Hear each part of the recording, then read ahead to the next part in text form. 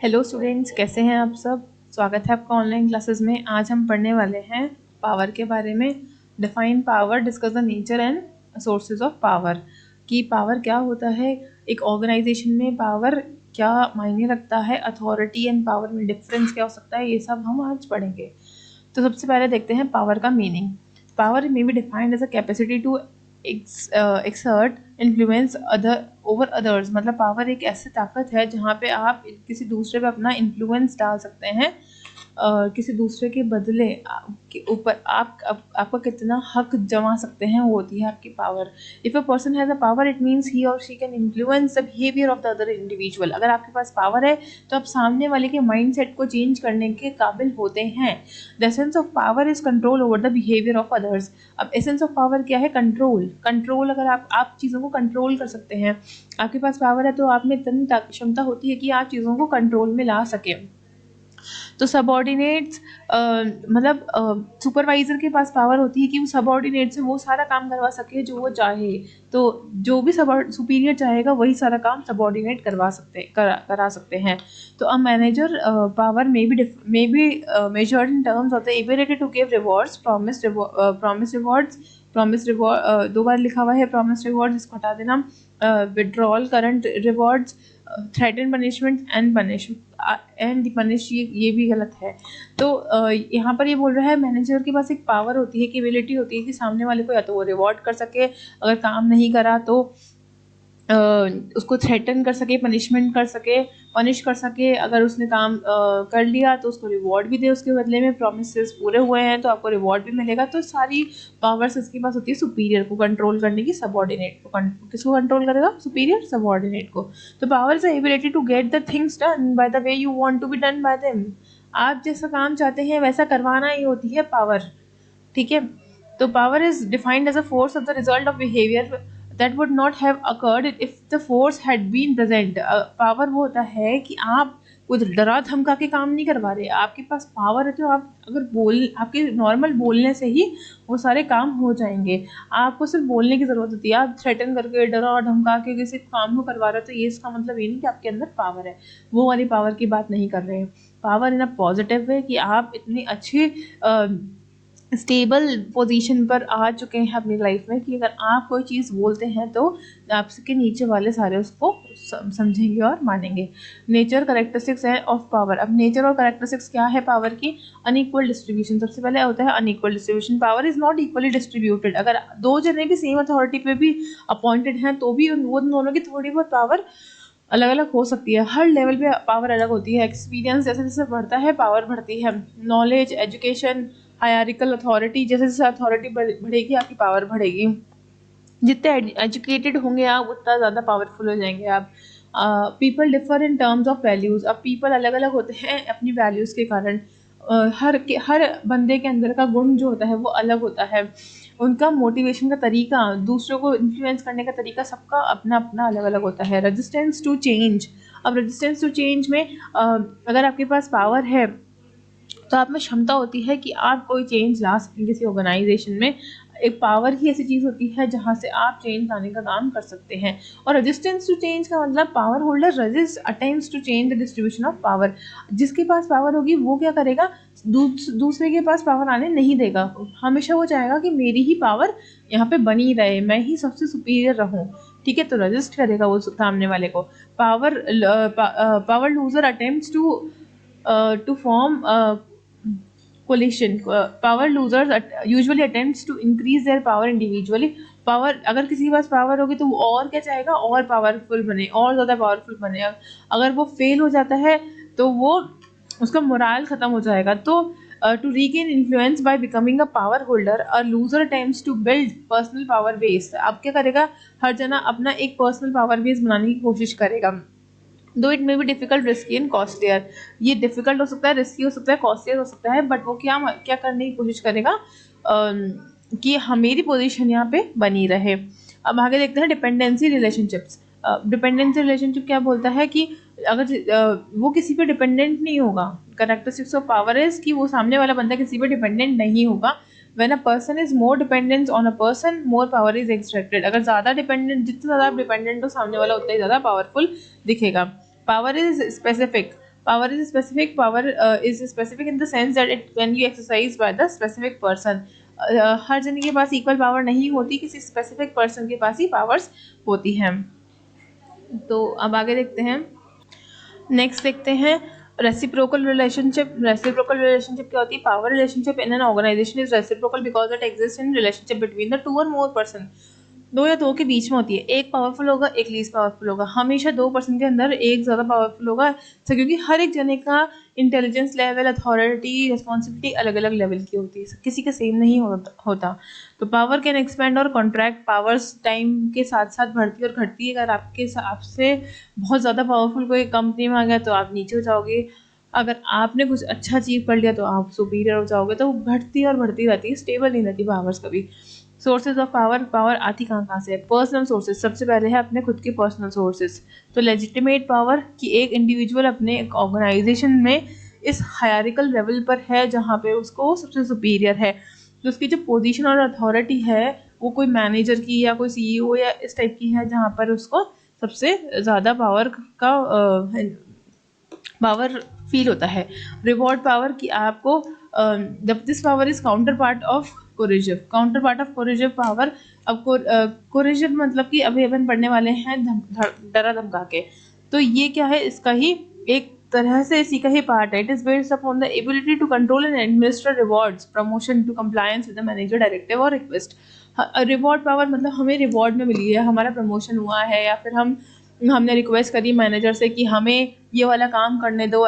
मतलब मैं एक मैनेजर के अंडर में हूँ पर मैं मैनेजर वाला काम कर रही हूँ, तो मेरे को पावरफुल फील होगा। तो ये होती है रिवॉर्ड पावर। कोरिजिव पावर मतलब कि generally exercised by the manager against the unproductive or disturbing elements to restore discipline in the task environment। अब कोई डरा धमका के काम करना, बहुत इनडिसिप्लिन हो रहा था तो मैंने धमका दिया लोगों को नहीं कि आपका काम सही नहीं हो रहा, आप काम सही से करो, तो वो होगा कोरिजिव पावर। आप काम सही चीज़ें सुधारने के लिए कर रहे हैं, वो काम आपको चिल्लाना पड़ रहा है लेकिन आप क्या कर रहे हैं? डरा धमका के अपनी पावर दिखा रहे हैं। एक्सपर्ट पावर होती है, फिजिशियन जो होते हैं जैसे उनके हाथ में स्टेथोस्कोप होता है, एक हाथ में मेडिकल की चीज़ें होंगी, वो आपको चेकअप करेगा। तो एक फिजिशियन के पास गए, वो वेल ड्रेस्ड होगा, तो वो होती है एक्सपर्ट पावर। अगर बंदे ने कोई एक्सपर्टाइज कर रखी किसी फील्ड में तो वो होती है एक्सपर्ट पावर। फिर होता है referent power. This power is a charismatic power based on a person's attractiveness or appeal. It is based on the praise of another person and an urge to be like him. अब referent मतलब हम दूसरे को देख के वैसा ही बनने की कोशिश करते हैं। हम देखते हैं कि हम सामने वाला अगर इतना पावरफुल है तो मैं भी उतना ही पावरफुल बनने की कोशिश करूँ, मैं भी वैसे ही एक्ट करने लग जाऊँगी, मेरा बिहेवियर एटीट्यूड उस तरीके से ही बनना शुरू हो जाएगा। तो वो होती है रेफरेंट पावर। अब होती है इंफॉर्मेशन पावर। इंफॉर्मेशन पावर मतलब कि people who possess valuable information are contended to have more power. जिसके पास ज़्यादा यूजफुल इंफॉर्मेशन होगी वो ज़्यादा पावरफुल होगा। जितना ज़्यादा जो ज्ञानी होगा उतना ही वो पावरफुल होगा। तो अपने अपने पावरफुल होने की भी अलग अलग डेफिनेशन है। तो ये तो था खुद के हिसाब से, अब है सिचुएशन के हिसाब से। अनसर्टेनिटी का मतलब होता है कि बाय चांस, अब मान लो आपका मैनेजर की जॉब है, it involves lack of information not only in future events but action decisions और behaviours that will be successful. For example introducing a new product, नया प्रोडक्ट हमको करना है launch. It is often a matter of uncertainty to control such uncertainty. The production scheduling manager is charged with integrating production based on customer demands. तो manager क्या करेगा? Demand से according product बनाना शुरू कर देगा। तो वहाँ पर क्या आया कि आपके पास पावर है कि आप चीज़ों को सिचुएशन के अकॉर्डिंग कंट्रोल कर सकते हैं। Suitability, second situational source of power is the degree at which the manager can provide the resources and services two of other required. जैसे जो दूसरे को चाहिए वो हम करेंगे। इनवर्स रिलेशनशिप है यहाँ पे, inverse relationship between suitability and power. तो सूटेबिलिटी में था। अब सेंट्रलिटी में थर्ड सोर्स ऑफ पावर क्या है? सेंट्रलिटी। ये क्या है? इंटीग्रेटेड इंपॉर्टेंस, इंटीग्रेटेड इंपॉर्टेंस क्या है? Centrally consisted of two elements. पहला degree at which the resources provided by one manager, एक मैनेजर आपको कितने रिसोर्सेज प्रोवाइड करता है, are concerned with the activities of the other units and the impacts on the organisation if the central manager और unit were eliminated. कोई unit ही eliminate कर दी, फिर उसके बाद में आपके पास कितनी पावर बचती है, एक तो वो, या फिर आपको कोई पावर दी गई है थर्ड पर्सन द्वारा, तो वो फिर तो ये एक्सटर्नल पावर्स होती है। मेन तो कौन सी होती है? इंटरनल पावर, जो आपके खुद में होती है।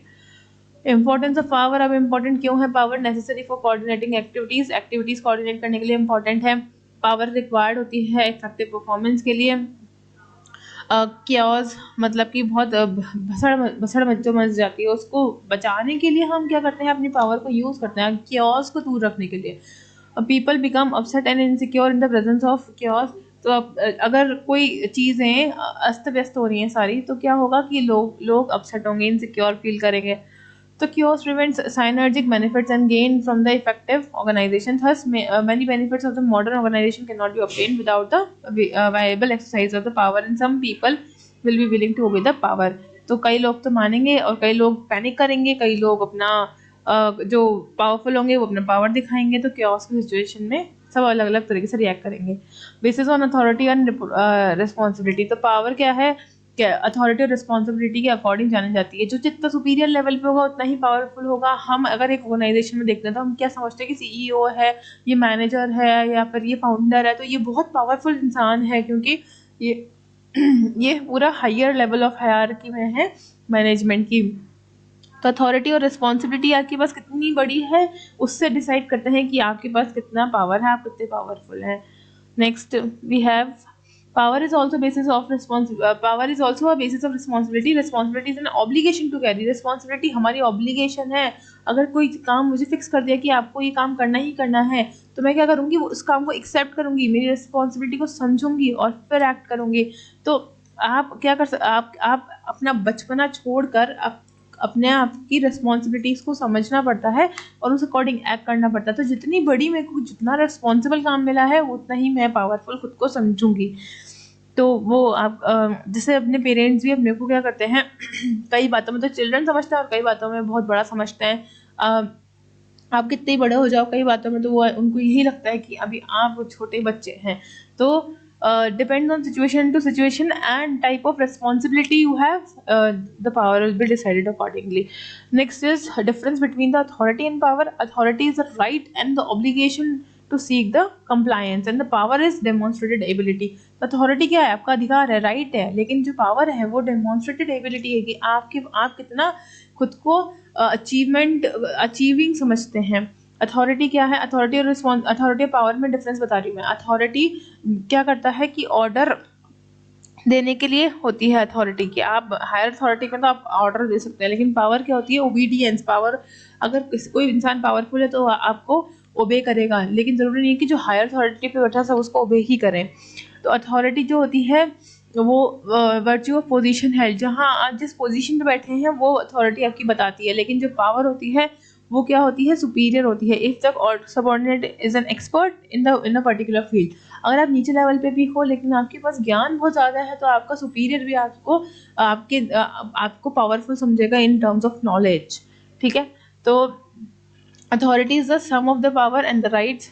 अथॉरिटी क्या है? जितनी पावर्स हैं प्लस आपके राइट्स हैं, उस अकॉर्डिंग आपको अथॉरिटी मिली हुई है। लेकिन पावर में कोई अथॉरिटी नहीं होती, पावर में कोई आपको राइट्स नहीं मिलते। पावर सिर्फ और सिर्फ इन्फ्लुएंस सामने वाले पे कितना पड़ता है वो बताता है। तो authority can not be exercise bye a person at of a lower rank. छोटे रैंक में अथॉरिटी नहीं मिलती, लेकिन पावर छोटे रैंक में भी हो सकती है। अगर आप छोटे लेवल पे हो तो भी आप पावरफुल हो सकते हो।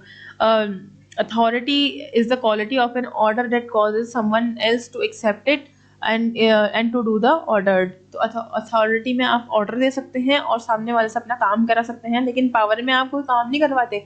पावर में आप सिर्फ और सिर्फ इफेक्टिवनेस, मतलब कि आप बताते हैं कि मैं कितना अच्छा हूँ, मैं कितना अच्छा काम कर रहा हूँ। नेक्स्ट देखते हैं, authority gives rise to responsibility. जितने हायर अथॉरिटी पे होंगे तो उतना ही मैं रिस्पॉन्सिबल हूँ उस काम को करने के लिए, तो मैं अपनी जी जान लगा दूंगी। And the power is a charismatic power based of a person is attractiveness. Power मतलब कि attractiveness और appeal based on the praise of the other person. सामने वाला मुझे कितनी तारीफ कर रहा है, वो है मेरी power. कितना मेरी सुन रहा है, कितना मेरी प्रेज कर रहा है, कितना मेरी रिस्पेक्ट कर रहा है. Authority is a right to exercise an executive leadership. अब लीडरशिप करने के लिए आपको अथॉरिटी की जरूरत होती है, लेकिन power on the other hand is not the right to exercise the executive relationship.